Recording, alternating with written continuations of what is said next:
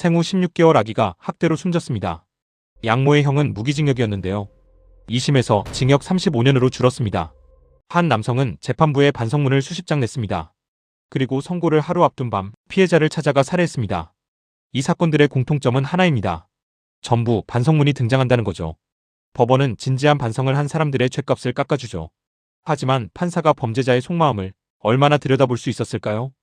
2019년 강남의 한 클럽에서 시작된 사건이 한국을 뒤흔들었는데요.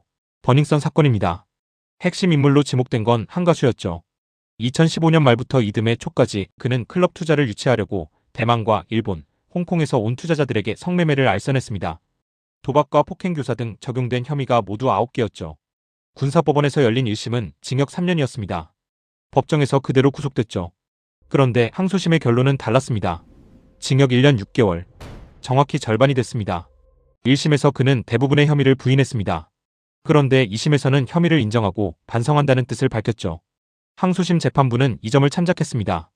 대법원은 9개 혐의를 모두 유죄로 보면서도 이 형을 그대로 확정했습니다. 태도가 바뀌었으니 어쩔 수 없다는 해석도 있지만 다음 사건은 더 의문이 커질 겁니다. 2020년 서울 양천구였습니다. 생후 8개월이었던 이 아이는 입양된 뒤 3차례나 학대 의심으로 신고가 들어왔습니다. 그런데도 아이와 양부모는 분리되지 않았습니다. 아이의 상처가 몽고반점이나 아토피성 피부염이라는 변명이 먹혔던 겁니다. 그리고 2020년 10월 아이는 밥을 먹지 않는다는 이유로 오전 9시 1분부터 10시 15분까지 1시간 넘게 학대당했습니다. 그 후 심정지 상태로 응급실로 이송되었지만 생후 16개월 차에 아이는 사망했습니다. 그 아이의 이름은 정인이었죠. 부검 결과 복부에 충격이 가해져 췌장이 절단되었으며 후두부, 대퇴골 등이 모두 골절, 압사사고나 교통사고에서 볼 법한 피해였습니다. 사실상 사망 전날에도 극심한 폭통과 메스꺼움 때문에 아무것도 먹을 수가 없는 상태였던 것이죠. 재판부는 양모에게 고의가 있었다고 판단했습니다. 검찰은 1심에서 사형을 구형했고요. 1심은 무기징역이었습니다. 그런데 항소심에서 징역 35년으로 감형됩니다. 이때도 똑같이 살인을 유죄로 판단했는데요. 하지만 형은 줄었죠. 이유가 무엇이었을까요? 양모는 재판 과정에서 반성문을 여러 차례 냈습니다. 육아를 핑계로 짜증을 낸 것이다. 다시 돌아가면 안 그러겠다. 항소심 재판부는 양모가 자책하고 있는 점을 언급했습니다. 그리고 무기징역을 정당화할 사정이 명백하지 않다고 했죠. 많은 사람들이 이를 납득하기 어려워했습니다. 앞선 버닝썬 사건에서는 태도를 바꾼 게 감형의 이유였죠. 이번에는 사실관계에 전혀 변화가 없어도 반성문 DC가 이루어진 겁니다. 안타깝게도 이런 경우가 더 있는데요. 희귀병 때문에 오랫동안 후원을 받아온 사람이었습니다. 거대한 어금니를 가져 어금니 아빠로 알려진 인물이죠. 그는 2017년 9월 중학생 딸의 친구를 집으로 불러들였습니다.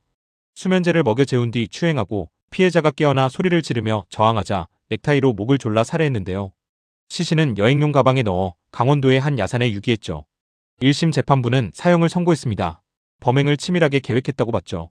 그가 낸 반성문 또한 진심으로 보지 않았습니다. 재판 과정에서 제출한 반성문이 16장이나 됐지만 그 내용이 이랬거든요. 아내가 보고 싶어 이런 일을 저지른 것 같다. 무기징역만은 안 된다. 희망이 있는 삶을 살고 싶다. 그런데 2심에서 일이 벌어집니다. 사형에서 무기징역으로 바뀐 것이죠. 2심 재판부는 범행이 다소 우발적이었다고 봤습니다. 범행 직전 정신 상태가 불안했고 재범 우려를 단정하기 어렵다고요. 하지만 그가 정말 우발적이었을까요? 1심에서 검찰이 사형을 구형한 뒤였습니다. 그가 옥중에서 가족에게 보낸 편지에는 감형 전략이 적혀 있었습니다. 그는 딸에게 재판장과 유가족 앞에서 호소하면 감형받을 수 있다고 일러줬습니다. 출소할 방법을 9가지나 계획했죠. 법정에서의 눈물과 16장의 반성문, 그리고 편지 속의 감형 전략. 모든 게 전략이었다는 증거는 바로 본인의 손에서 나왔습니다. 그렇다면 여기서 질문 하나가 남습니다. 이런 반성문은 애초에 누가 쓰는 걸까요? 어떤 반성문은 본인이 쓰지 않습니다. 검색창에 반성문 대필만 쳐봐도 답이 나옵니다.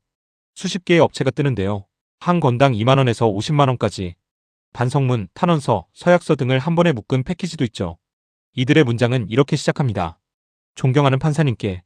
반성을 피해자가 아니라 판사에게 하고 있었습니다.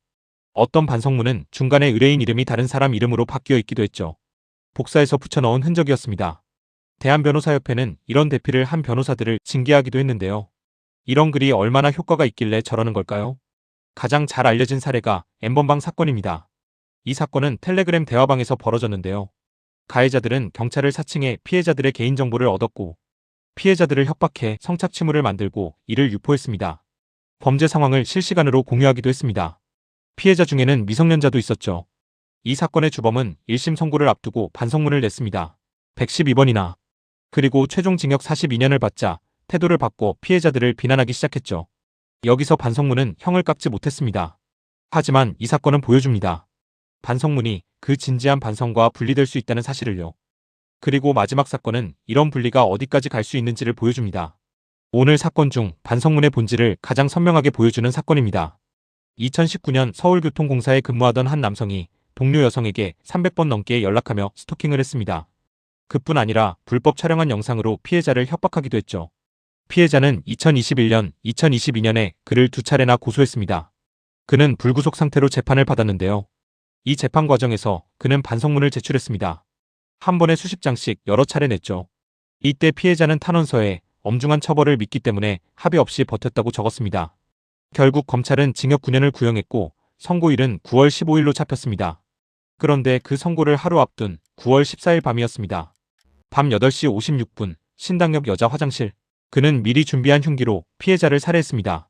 그가 낸 반성문이 법원에 놓여있는 동안 그는 살인을 준비하고 있던 것입니다. 보복살인 혐의로 검찰은 사형을 구형했으나 그는 1심에서 징역 40년을 받습니다. 재판부는 다음과 같이 말했죠. 수용 생활을 통해 스스로 깨닫고 자신의 문제점을 개선해 나갈 가능성이 없다고 할 수는 없다. 형이 너무 과하다며 항소한 결과 오히려 2심에서는 무기징역으로 형이 올랐습니다. 하지만 이런 결론에 안심을 하기에는 여전히 찝찝함이 남아있죠. 법원에서는 어디서 가능성을 봤던 걸까요? 과연 그는 얼마나 변할 수 있을까요? 판단은 여러분께 맡기겠습니다. 2016년부터 2019년까지 성폭행 사건이 감형되는 사례에 무려 73.6%가량 진지한 반성이 적용됐습니다. 단 하나의 키워드가 여전히 같은 자리에서 적용되고 있죠. 이 종이 한 장은 우리의 미래를 어떻게 바꾸게 될까요? 어떻게 바꾸어야만 할까요? 오늘의 재판은 여기서 마치겠습니다.